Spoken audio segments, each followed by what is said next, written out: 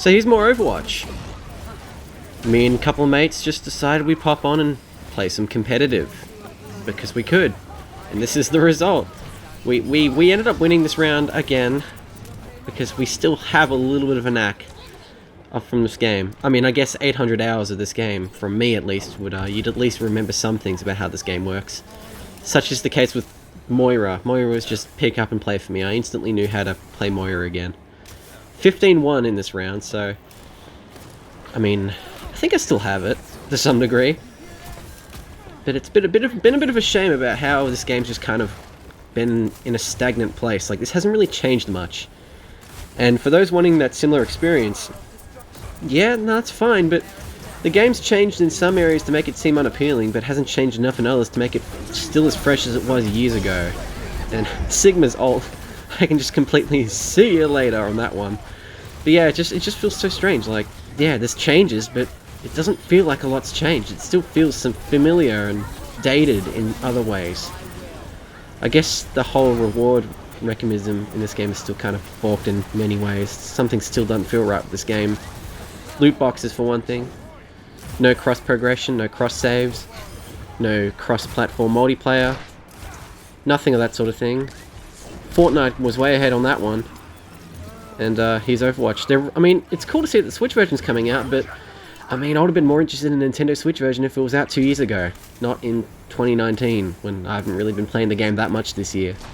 I've played the game less or more, maybe more this year than I did last year, but even then I didn't play that much last year. But I played a lot of it in 2017 because, well, it was still fresh to me, and all the new content that was coming out at that point was good.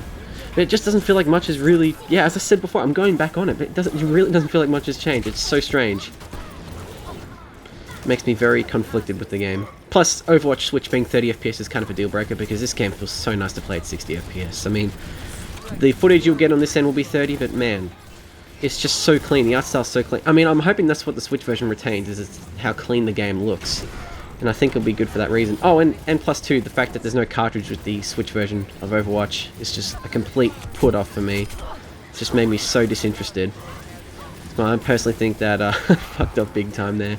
I just personally think that, you know, if you're gonna give me a digital code for spending my time to buy the actual physical box, then what's the point?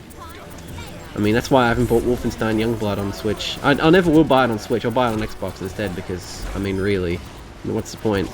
You know, at least I'll get a disc on the Xbox version. So yeah, that's that. That's this round. We managed to defend just before they got to 2, and I don't know what that is. I believe that's Sigma's ult. I don't know, actually. Like, the only big changes to me that I'm still not familiar with are Symmetra's ult changes and Sigma. But everything else is still quite familiar with me. Like, I can just, as I said before, this round happened, and this round happened too. You're just able to just go back into it, no problem. Which is pretty cool. And there's that whole competitive scene thing, which is just very... I mean, people accuse it of having fake audiences and stuff like that, which some of it seems to have some merit, but that's just so strange. What a weird last couple of years this game has had. What a weird last couple of years he's had in general, though. When I used to play this, I used to feel a bit more hopeful about, like, oh, I'd maybe be out doing shit in 2019, and nothing's really changed other than the type of music I do, really. Oh, I fucked up. Oh, and I fucked up twice. Oh, and I mega fucked up there. That was a massive cock up. Yeah. I think that's another thing that threw me off too, was Mercy. Because they wanted me to play Mercy for a weird castle strategy thing, where I just heal Bastion, and then we just... Apparently it's really effective in this game now, because the metas do change. But, yeah, apparently it's a little too effective, because, I mean, we're already halfway there in, what, a minute? Maybe a little less than that. So, yeah, I mean...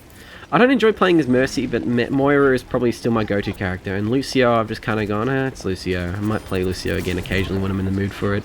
I don't think I'm that great with Lucio. I always feel like I've got expectations to fill when I play as Lucio, given he's the only hero with who I have a golden gun for. So yeah, there's always a bit of pressure, and I'm like, oh shit, I don't want to cock this up. Speaking of Lucio, I think my friend was playing Lucio here, and I mean, he was just proving that he's just as good as me with it, actually, to be honest. And can I just say, in this last 30 seconds, why is the Q roll a thing, and why does it take so long to find games now? Like, come on, guys. That's the one thing. Blizzard's fucked up massively on that. Well, anyway, Oh, you get credits too for winning matches or losing them. So yeah, that's the end of this video, folks. Thanks for watching, and I shall see you in the next one.